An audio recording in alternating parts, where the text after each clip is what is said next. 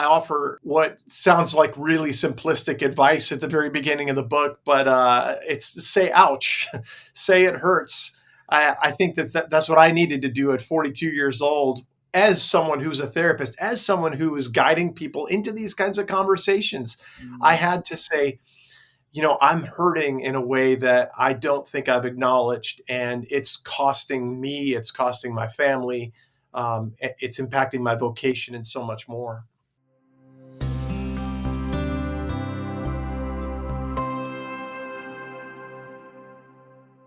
Welcome, everyone, to Common Grounds Unity Podcast. We are on episode 183. It's hard to believe that we have so much content, and I invite you to look back through those guests that we've had, and especially as we have some extra time between Christmas and New Year's to really dig into some interesting and life-giving conversations. And today we have a guest that has been with us before. And so I'll be mentioning that a little later so that you can go back and check that out. I'm Tina Bruner, and I'm so happy to co-host today with David Bruce. He is a licensed marriage and family therapist, an addiction counselor, and serves as an elder at Turning Point Church in Los Angeles. He's married to his best friend, Cece, and they have 2 children. To learn more about David, please listen to episodes 171 and 172 on emotional healthy spirituality. And we would like to welcome you, David, to this side of the microphone. How are things today out in Los Angeles?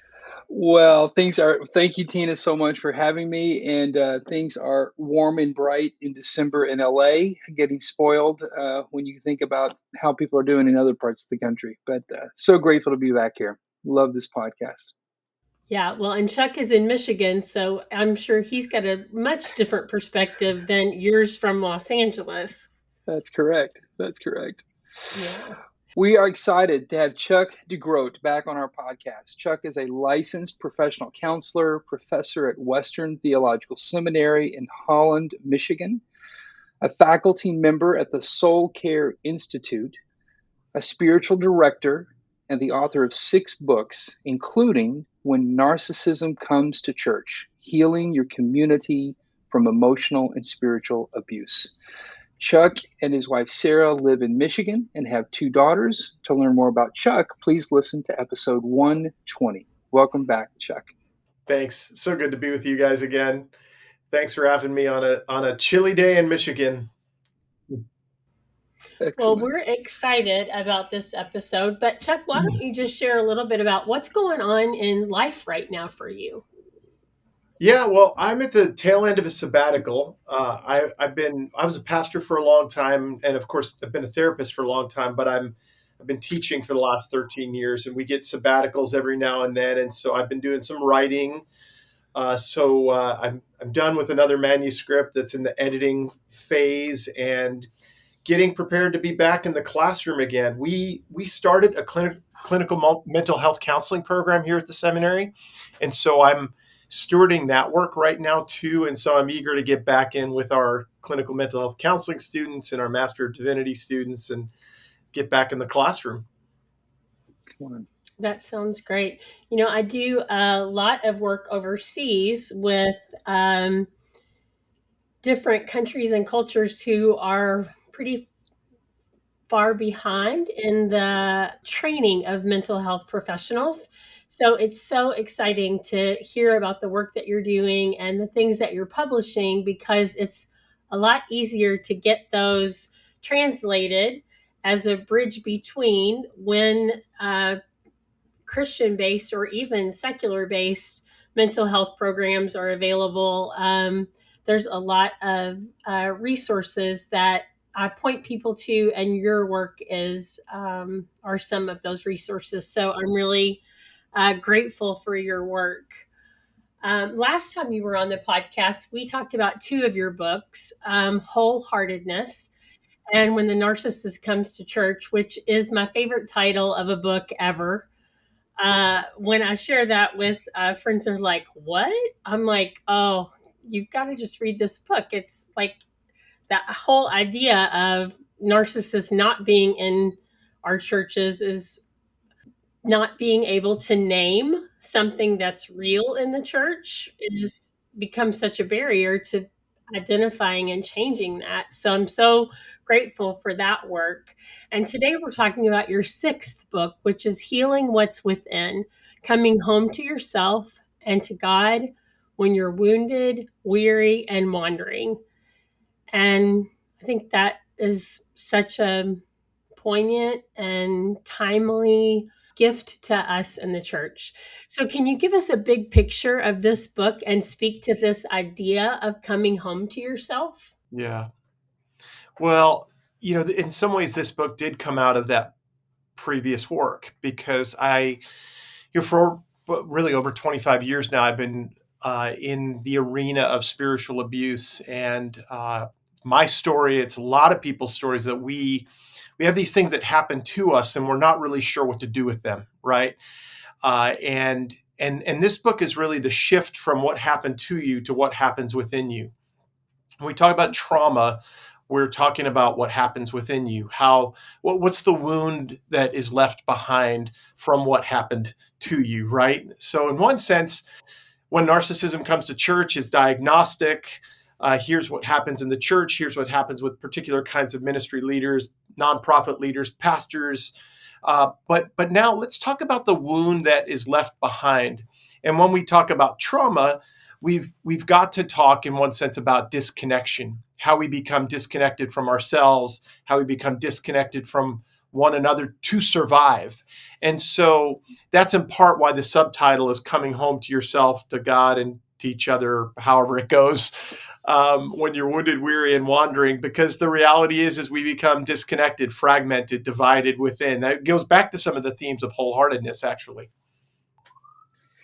So, Chuck, you share stories about those who have experienced tragedy or trauma and have sanitized their pain. This seems very common in our Western culture and in our Christian faith, and even among Christian leaders. Can you speak to how your inability to process trauma in healthy ways and to lament harms our culture, faith, and leadership? So you want me to speak to my own pain a little bit here, huh? I think that I couldn't get away with writing this book without telling a bit of my own story, and that was encouraged a bit by my editor as well. Every time I wanted to back out, she's like, "Come on, lean in just a little bit more." But the reality is that uh, even though I was a licensed therapist, even though I'd been engaged in my own work counseling, after I was fired from, and this is where I begin the book, I was fired from a church in 2003. My pain went underground. I got busy, like many of us do, and I addressed it here or there, but mostly I worked around it for about a decade. And it was almost a decade later when I landed in the hospital.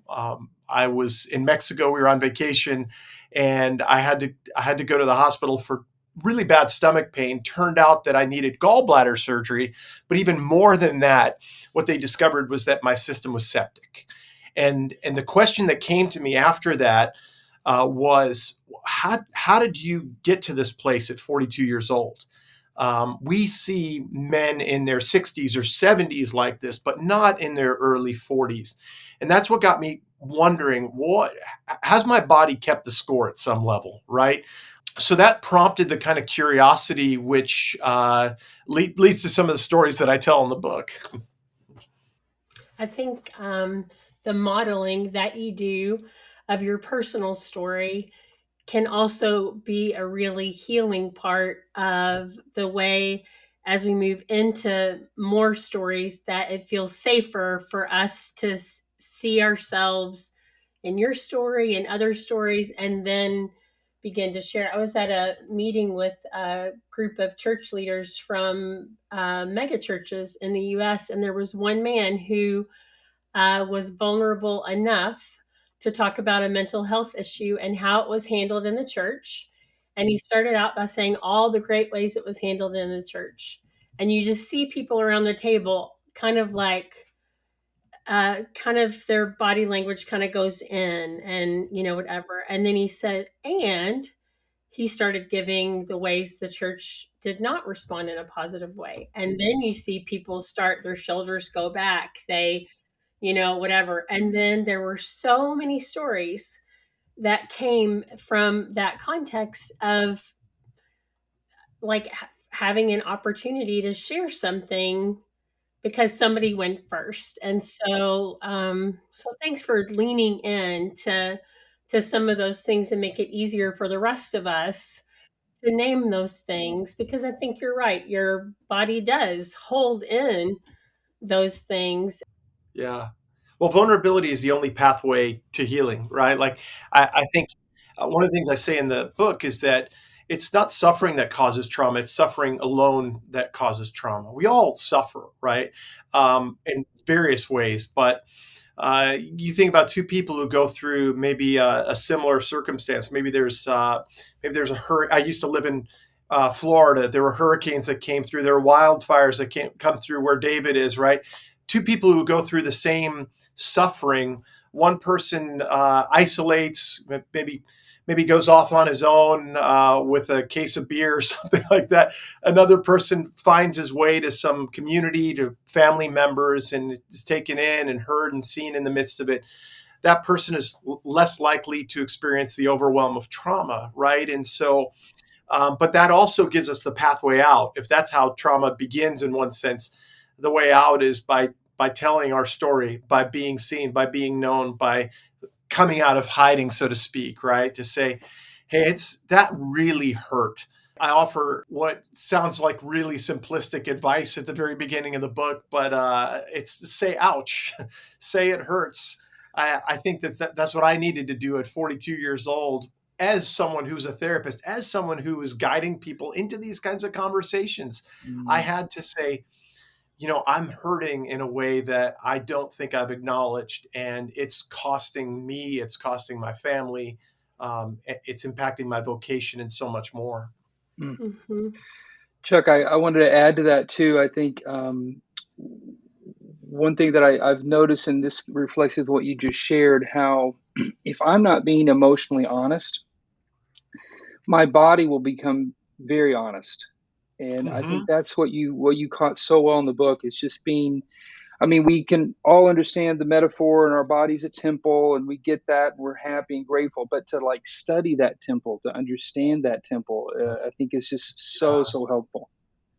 Yeah, I think if people are suspicious of that, and it's interesting. It's more often than not Christians who become suspicious of these things, right? But what I often do in different contexts is invite people to a slow reading of Psalm 38, where David very, very clearly talks about his body pain, his sighs, his groanings, his aches, and I think it's a whole bodied cry before God, thoughts and feelings and body sensations and the impact on relationships and behaviors and the depths of his soul.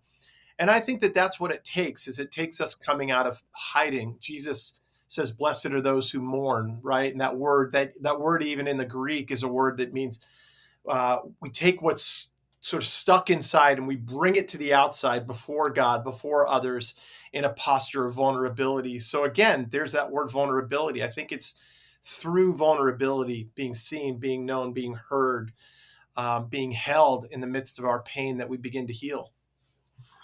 Can I ask you, Chuck? You said at the very beginning there that Christians tend to be more suspicious of their bodies. Is that connected to sort of our traditional understanding of how sin is discussed as the flesh? And Yeah. I think in more recent times, as I've studied more of the Greek term for that, it seems more connected to ego, or at least a Mm, better association would be ego as opposed to flesh. Because I think in my yeah. earlier, very simplistic ways, Yeah. I just thought, well, the body was always the problem. Yep. So if I just cut this thing off, I'll be better with God. Yeah. I love this subtle shift to ego, because I think that makes way more sense than body, right? Uh, I also think that there have been simplistic ways of talking about transformation. Be transformed by the renewing of your minds. By the way, that word means so much more than mind. mental capacities, thoughts, right? But I think it's we simplified the transformation process to just think different things or think better, or get rid of your stinking thinking, as I used to hear in the 1990s, right? And I think we're talking about a whole body, whole brain transformation Mm, that we tend to see in our work when we take our bodies seriously. And I think that's what happened with me. Is I was attempting to get through it through my own resources. I was a pretty well resourced, smart young pastor who uh, kept busy and kept distanced from my own pain. But I love the way you said it, David. I think eventually our bodies catch up with us. Eventually, our mm, bodies keep the score. They tell the story. mm, And I was a bit puzzled. Why am I having this stomach pain? Why am I landing in the hospital at 42 years old? Right. But it led to the kind of curiosity that sent me down this trail of healing that I've been on now for the last almost 15 years. It's been mm, really important to pay attention to my body. Yeah. In one way or another, we all battle with the adversary's lies and undermining our faith and trust in God. And we wrestle with questions like, does somebody have it better than me? Is somebody better at this than me? Do I have enough? Am I enough? What thoughts and advice can you offer that can help us reclaim shalom and connectedness in the face of those lies?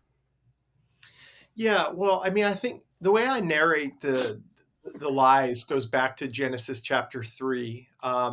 I was once upon a time, a long, long time ago, getting ready to do a PhD in biblical studies before a very kind but very honest counseling professor called me out and said that I had a lot of work to do in my own life. And I hit pause on biblical studies training, but I was doing a lot of work around the image of God. And one of the things I say in there is that the image of God, you can go in a number of different directions in terms of what it means, but I boil it down to three things: worth, belonging, and purpose. That God has created us for worth, belonging, and purpose. And the very things the adversary, the serpent in Genesis chapter 3 attack, in his gaslighting in Genesis chapter 3, our worth, our sense of belonging, and our sense of purpose. Now, you have to sort of read between the lines to get there, but that's what I flesh out. And so each of us really wonders, am I worth it? Um, do I belong? Am I loved? Do I matter? Right? We wrestle with these kinds of core questions. And I think that those questions show up in a variety of different ways, right? They're reinforced by our parents, by coaches, by teachers, by, tough relationships. I mean, this got really bad for me in middle school, I remember. And it's amazing now at 55 years old, it's some of those same things that I heard back then. You don't belong. We don't want you. You'll never fit in. Uh, Reside within me today. I can be mm, sitting around the table with my faculty colleagues and think, they're secretly thinking he's the one who doesn't belong at this table. He should just get out of here. What he has to share with us, the role he plays here really doesn't matter. And so those are some early wounds that keep on whispering within us, right? And so I think here again, I don't know of another way. I don't know. Here's a book that you can read, or here's a practice that you can implement. I don't know any other way but through relationship, having people in your life who reflect back to you. No, Chuck, I want you around this table. You do belong. You do matter. And then hearing the whisper of that from God, mm, experiencing that kind of relational intimacy with God in a profound way that invites you to begin to remember your deepest worth, your deepest belonging, your deepest sense of calling. I really don't know any shortcuts other than that kind of relational and vulnerable pathway to transformation. Seems like to me that the work that we individually are not doing in those areas is also what is separating us within the church that Mm, creates these huge divides. yeah. Because if we can't find that worth in ourselves, we can't offer it to someone else.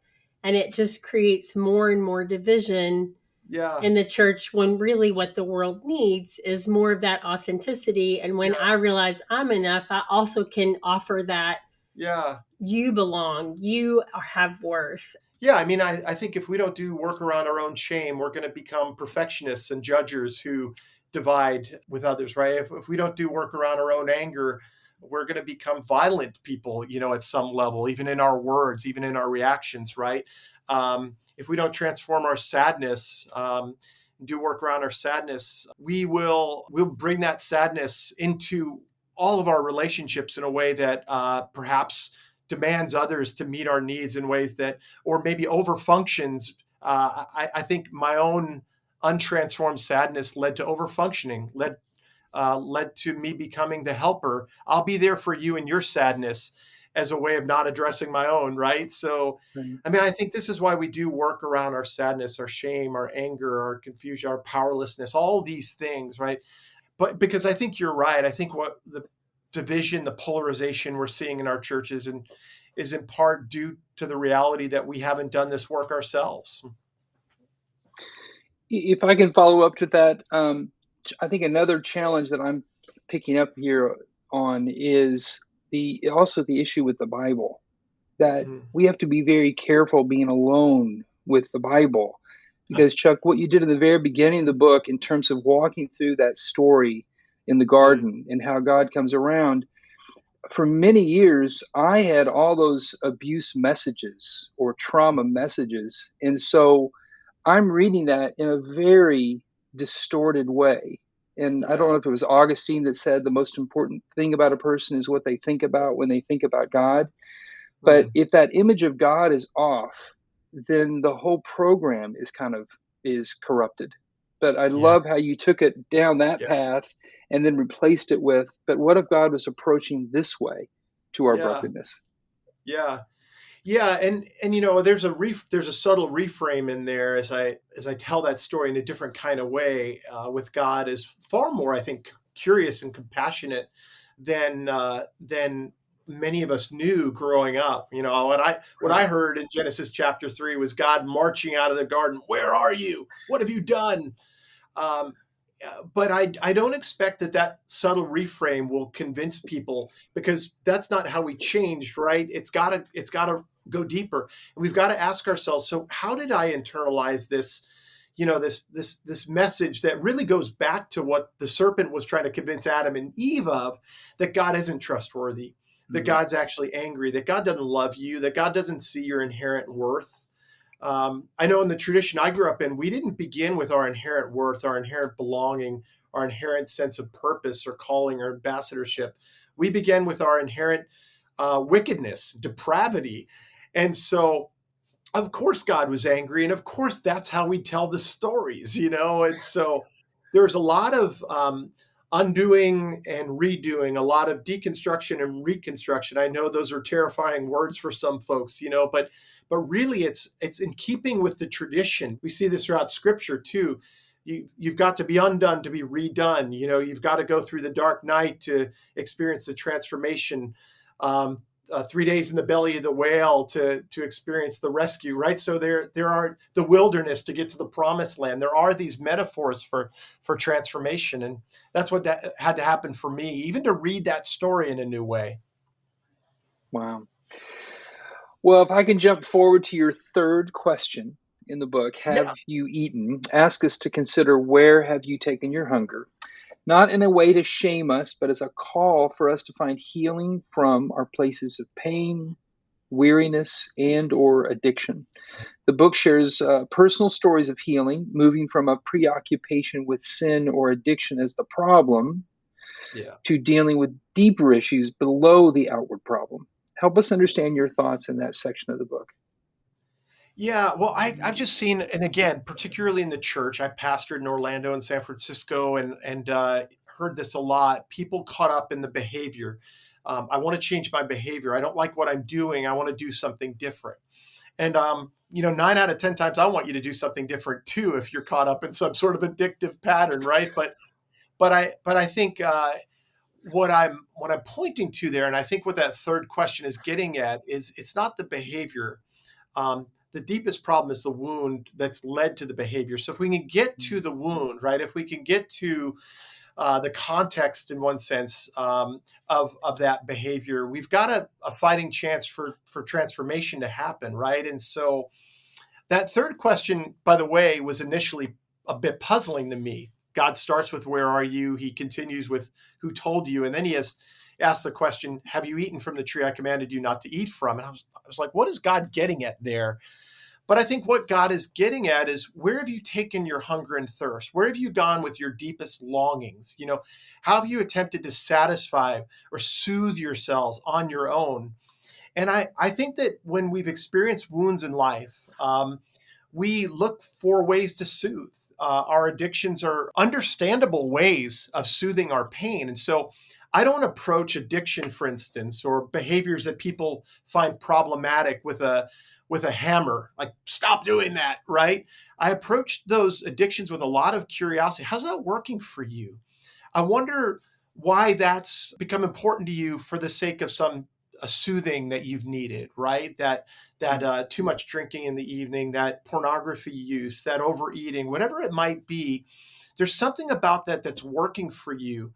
Let's get a bit curious about that. So it really changes the nature of the conversation, and again, it approaches the conversation with a whole lot more compassion. These are compensatory strategies, to use psychological language, that we're engaging to deal with deeper pain. So let's get curious about that deeper pain, those deeper wounds.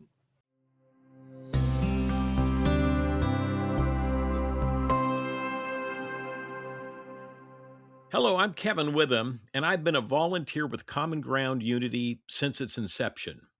And I want to take just a brief break here to discuss putting the mission of Common Ground Unity into practice and taking a new step. Unity flows out of our relationship with God, it's from the Spirit, and yet we're called to maintain the unity of the Spirit through humble, loving, gracious connection and relationships with one another. That's why Common Ground Unity was created, and that's why we want to take it to a new level that will bless you, those that participate in this ministry. And that's why we've created the Common Grounds app. It's your digital home to find local members, grab a coffee, or start a gathering right in your neighborhood. Inside, you can join or lead subgroups for local gatherings, Bible study, prayer, parenting, singles, and much more. Plus, you'll have instant access to our resource library full of videos, podcasts, and study materials. Just click the link in the show notes to join the free app. Finally, to do all of this, we urgently need your support. Of course, through your prayers, but also through your tax deductible donation. That would really help this ministry. You can help us to share the positive message and foster unity literally around the globe. You can give today via our website or the link in our show notes. Thank you for walking this journey with us.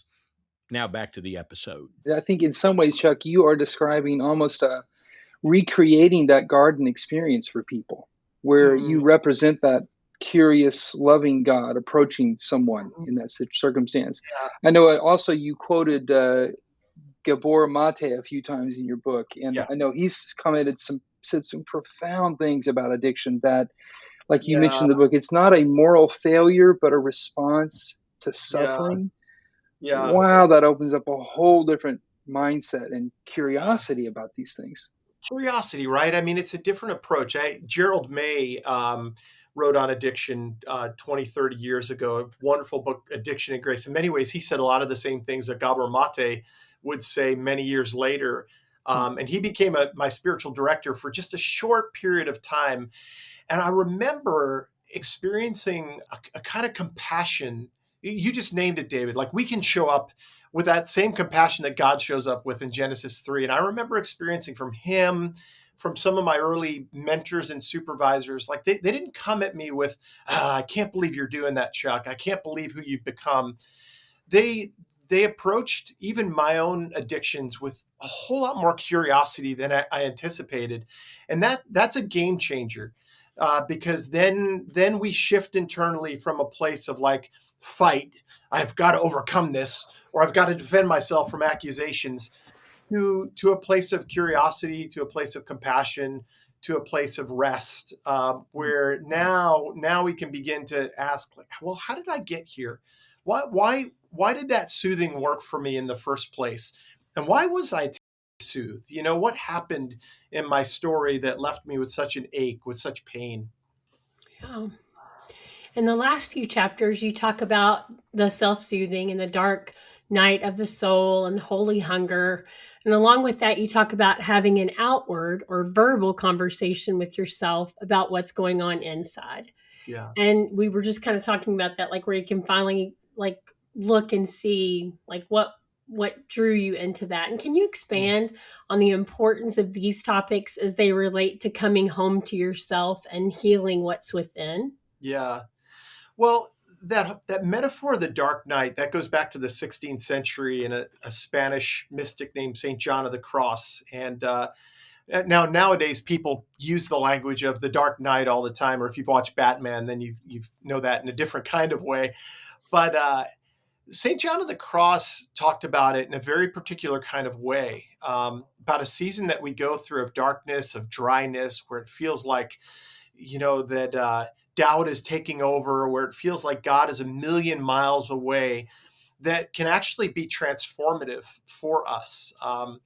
He talks about it as not as God going away, but as the things that we were using to self medicate not being quite as powerful as they used to be. So those old addictions that I go to are just not working for me like I remember them working for me.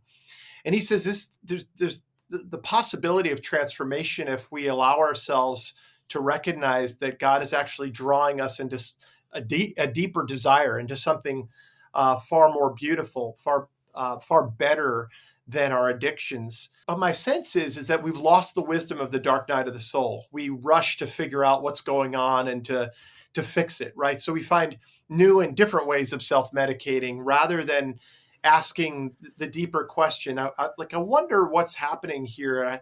I wonder, sort of taking an account of that darkness that we're experiencing, the doubt, and creating space for it and being okay with it. That's what my early first spiritual director taught me, was that it's okay for us to lean in, to create space for this, to not be in a rush, that God's not going to go away, that I shouldn't be terrified of the dark in a sense. I just wanted him to tell me what to do to fix it, right? But Yeah, I we think are that, the great fixers in America, right? Yeah, so yeah. that okay, this is the problem and now we fix it. Now we So fix it and do it as mhm. quickly as possible. And what he was wanting me to do was to sit with it, to honor the inner reality, maybe even to draw it out a little bit, and that at some level was terrifying, but also really enticing, really intriguing. And I think it was through that season that I first experienced a kind of deepening of my own soul. Like there's something here beyond our quick fixes and our fast food remedies that I think is more lasting, more powerful. Um, and I think it's kind of scary though, right? But will God show up in the midst of that dark night? Will others show up in the midst of that dark night? Like I'm really grateful that there were folks who sat with me in the midst of mine. But for some of us, I want to recognize that for some of your listeners, that can be absolutely terrifying. Like they're sitting there thinking, like, I have no one to sit with me, or I can't afford a Mm. therapist, or I've always been alone. No one wants to sit with me in my pain. So it can be kind of scary. Wow. Can you give like maybe there's not one or two things that come to mind, but just the process of being able to be still, to sit with Yeah. like what does that mean in our context to sit with or to wait on God in that Yeah. process, to be comfortable in that way? Is Yeah. there one or two, I hate to say tips that you can give us, but one Yeah. or two steps Yeah. that can help us start moving toward that? Because it sounds, the scary part for me, who is a fixer and Yeah. is in the industry, and people expect, they have an expectation that if you're aware of a problem with yourself or someone else, that you're going to start moving toward like a goal of something. Yeah. So what are one or two, is there a phrase that you could, Yeah. that you would say to yourself to help slow you down? Is there Yeah. a Yeah. any kind of thing that I'll you keep can it. help us?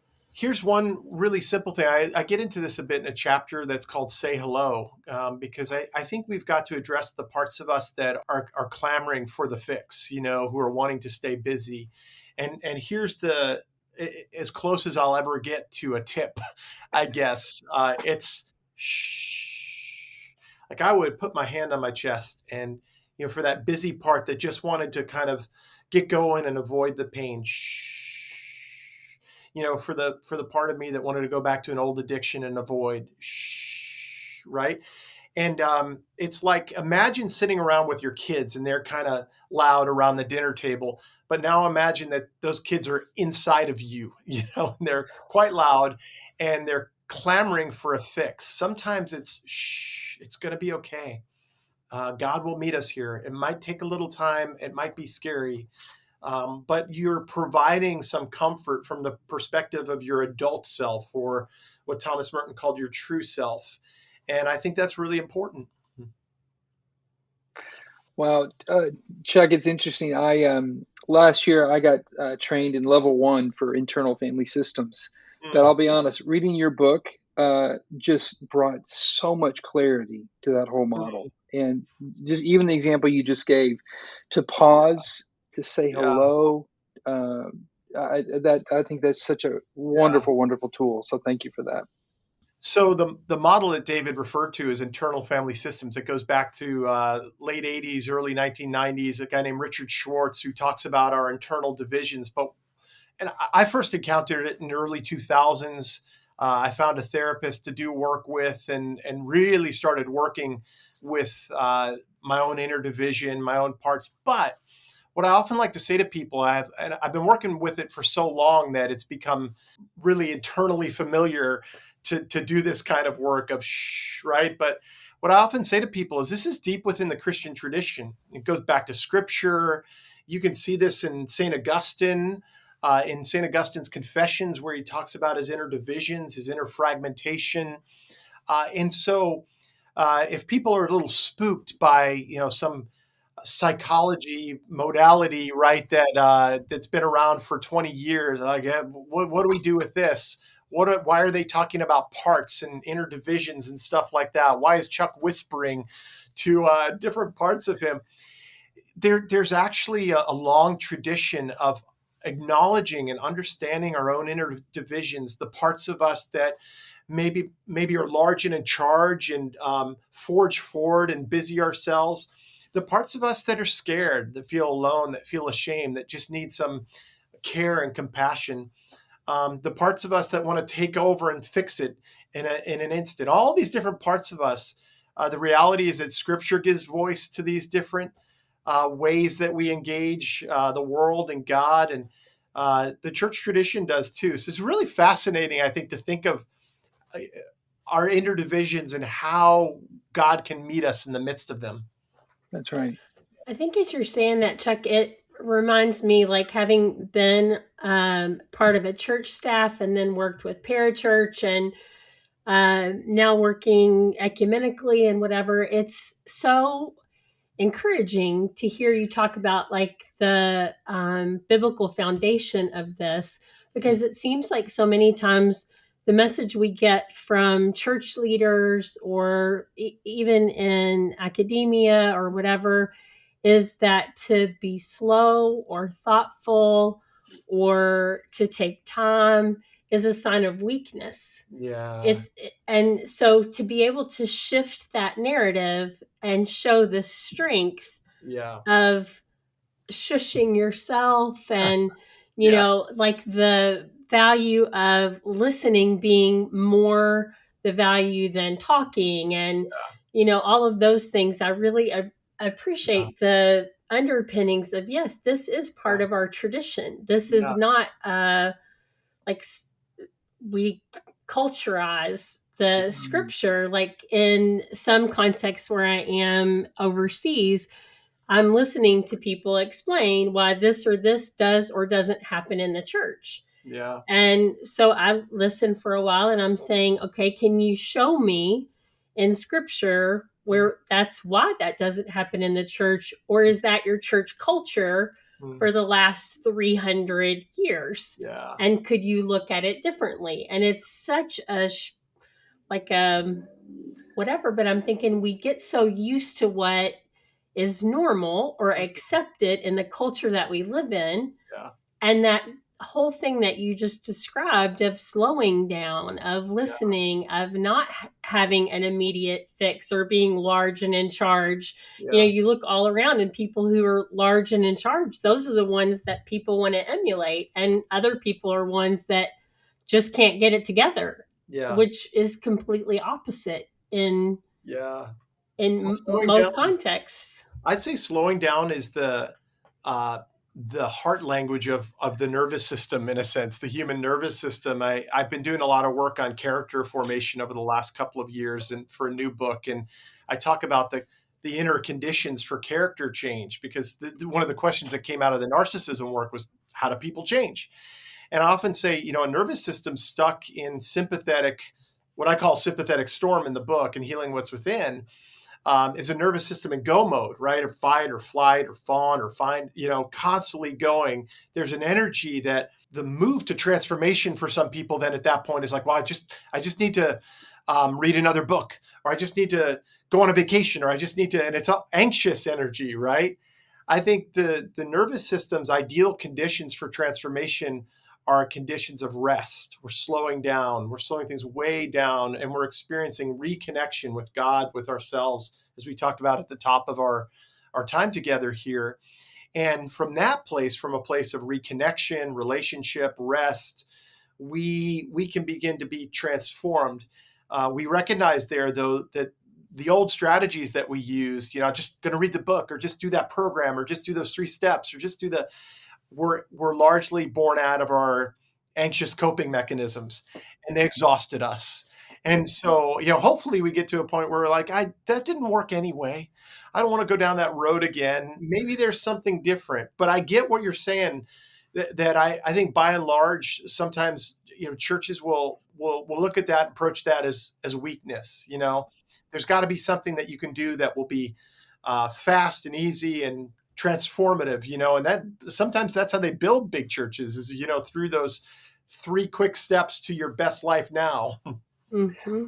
Yeah. And another part of what you're talking about too, I think, is like how we can distract ourselves Mm, from that work of slowing down yeah. and not feeling what we feel. We in Ukraine and Poland right now are doing trauma care camps for kids from Ukraine that are 11 to 16. Mm, And we want to engage the American church to come and volunteer. And one of the hardest parts, like I thought all along, it would be listening to the stories of trauma mm, from these kids. And that part has been a lot easier because those kids are totally authentic. They're just saying like what things are.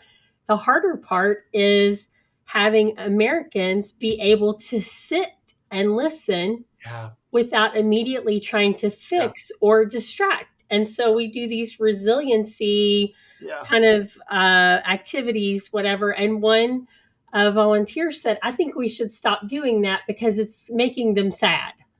And I was Mm, like, I don't think that they're made sad. They are sad. mm, And I was like, but what would you suggest we do? More crafts. And I was just like, okay. So we want to distract their feeling of sadness with something else. And then the more I got irritated, the more I realized it's me. Like yeah. that is exactly what I do. Like when I Mm, don't want to sit in my sadness, when I don't want to be uncomfortable with whatever, I just mm, find some way. It can be a meaningful way, or it can be binging Netflix, whatever it is, but mhm. I just want to distract myself. Yeah. And so your Yeah. book is really super helpful in naming things in a way that we can see differently Mhm. and give language differently Yeah. to these Yeah. values. Yeah, like there is a way of flourishing beyond those strategies that exhaust us. And I think I love I love that you're stumbling into it and I'm stumbling into it. I'm pretty thick headed, so it's taken me a long time, it feels like, but it's coming from a lot of like, I've gone down that road, and that was a detour, that was a dead end, that wasn't helpful. So slowly but surely finding my way there, but gosh, in fits and starts. Hmm. And a lot of times relearning a lesson I thought I already learned. Yes. Yeah.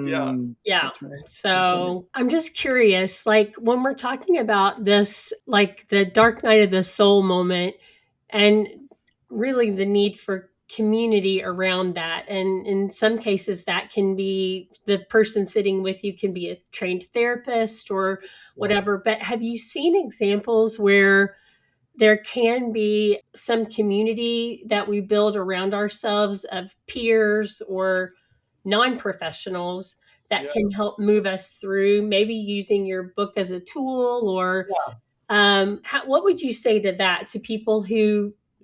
who need to be in a space like that? How is Yeah. that best to do?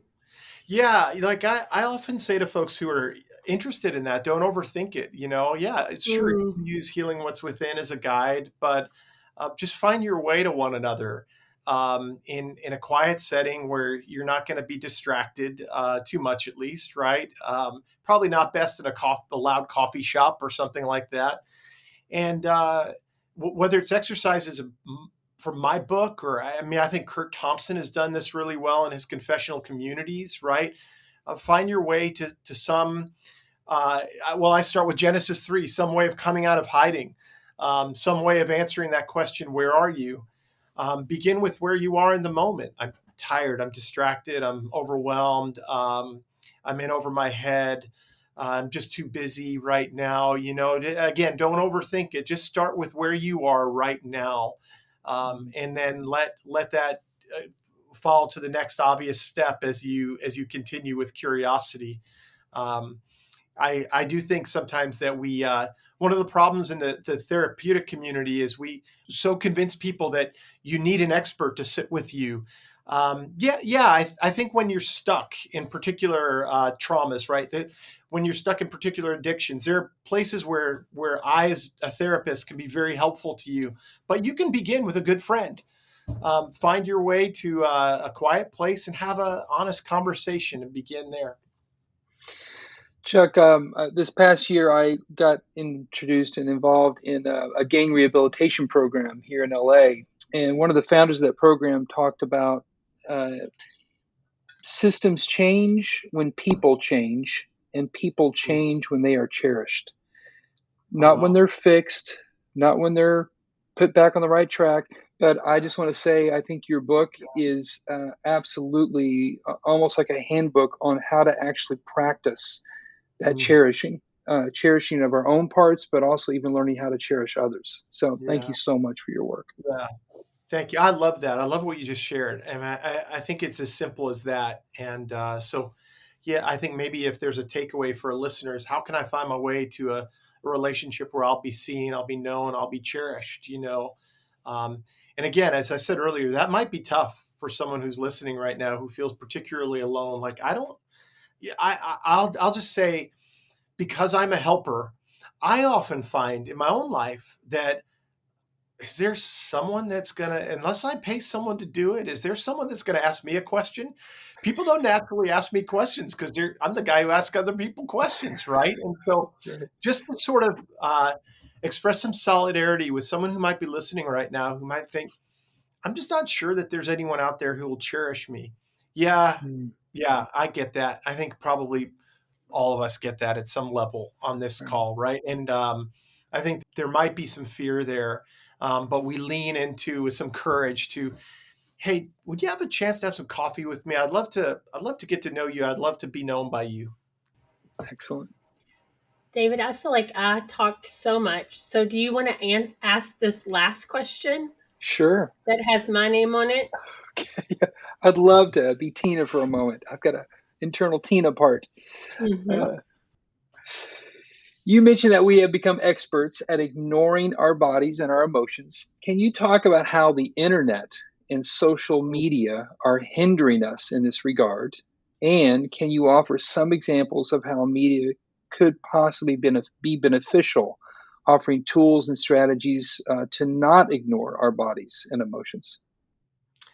Yeah, I mean, I think it's so easy to demonize all of these things, right? I mean, if you go back decades, I mean, we've always found something to demonize. When I was a kid in youth group, it was rock and roll. We threw out all of our records. We brought in our tapes and our records, and we burned them.